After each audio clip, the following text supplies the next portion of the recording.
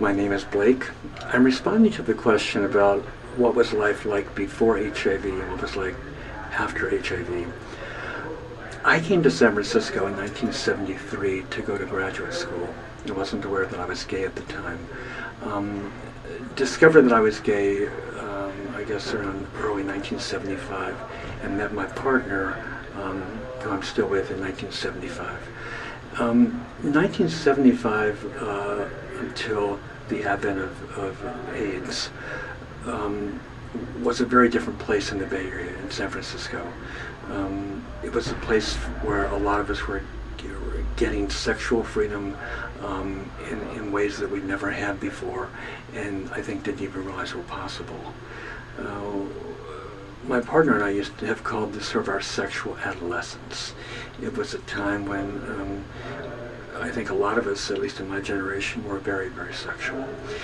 We went to bathhouses, we had sex in a variety of venues, we had a very large number of partners, and I have absolutely no regrets. It was a very freeing experience, it was a wonderful experience, it was a way to connect with people in ways that I'd never had the opportunity or anything similar in my past life, growing up on the East Coast in the South. And it was just absolutely wonderful. Obviously, my partner had the same experience as I did, and our goal during that period of time was to remain emotionally monogamous, but sexually we were going to be open. And we have actually, even after 39 years, we've sort of maintained that, although we've obviously modified it in many ways. And now that we're getting older, we're much less sexually active than we used to be, but still actually quite a bit. But before the advent of AIDS, things were just, it was very freewheeling is I guess the best way I could describe it. And it was just, I think we were immature and adolescent, and we were sort of acting out the high school prom that as gay men we never had the opportunity to have or to share. So there was a lot that we did. A lot of people did drugs, of course, but it was just a very free and open time. The only thing you had to worry about really was the worst thing you would do is contract hepatitis B. I remember going to the city health clinic where we would be treated for gonorrhea or syphilis if there was a contact, and just how crowded it was with everyone you saw from your gym and people you'd had sex with, and it was almost like a gathering point.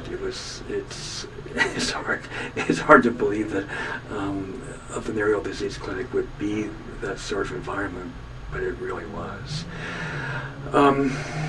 After HIV started, my partner and I became aware of HIV early 1980 or so. Because we were big bathhouse people, and we were going a couple of times a week. But we started to read stories in the BAR and other gay publications, and occasionally even the straight press, about what was called gay cancer at first, regarding Kaposi's sarcoma, or then it was called GRID, gay-related immunodeficiency. These were terms that came about before the term AIDS was actually used. But the one thing that seemed similar among all of these people, or the stories we read, and actually as we began to see people that we knew, was that our suspicion early on was that it was probably sexually transmitted. And not that these people were necessarily promiscuous, but it just somehow, that was our sense of the way that this was progressing. We made a decision early in mid 1981 that we would stop going to bathhouses. I think it was about Thanksgiving 1981, so it was later in the year. And at the same time, we decided to start using condoms with everyone, and in fact with each other.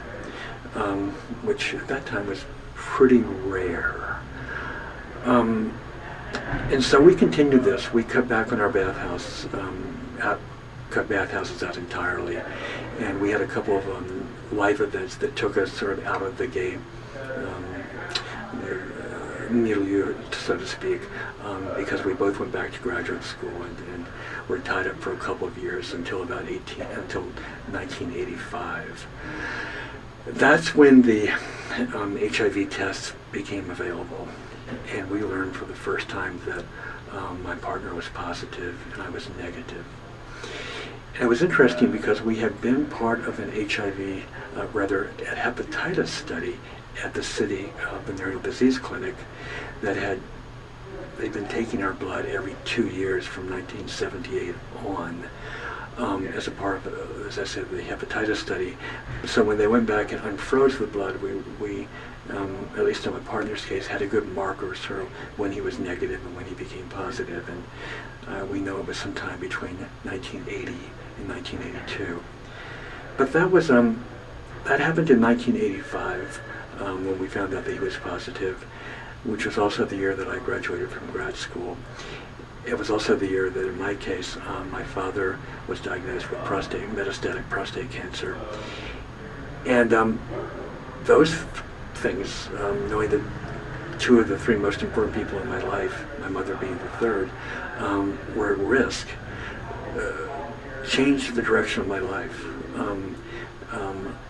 I decided that I needed to be self-employed because I needed to be able to be available, because at that time AIDS was considered a death sentence, and I didn't want to be in a new job, a new career that would take me away from my partner for long periods of time or require me to spend 10 hours a day at work.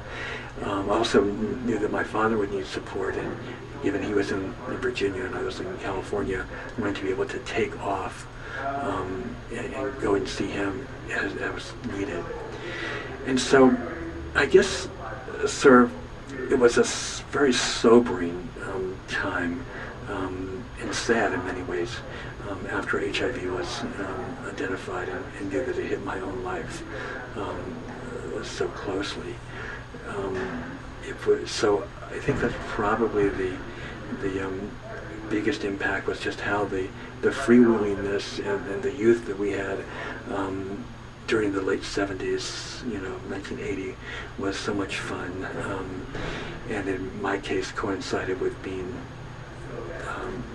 young chronologically, in my late 20s, early 30s, and then when HIV entered, going back to school, getting my degree, finding out my partner was positive, it was just such a sobering experience.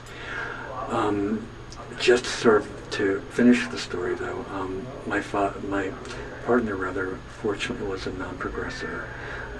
He was able to survive until 1996, when the 3-drug regimen became available, and has been able to do very well until this day.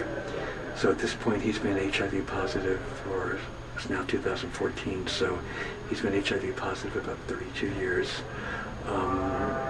We never thought he would see retirement, but now we're planning our retirement.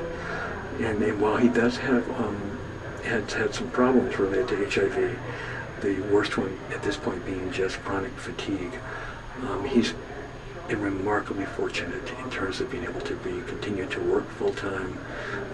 We continue to be active and do things and see friends, and we realize just how fortunate our story has been relative to friends and colleagues who have passed away or have lost partners and loved ones.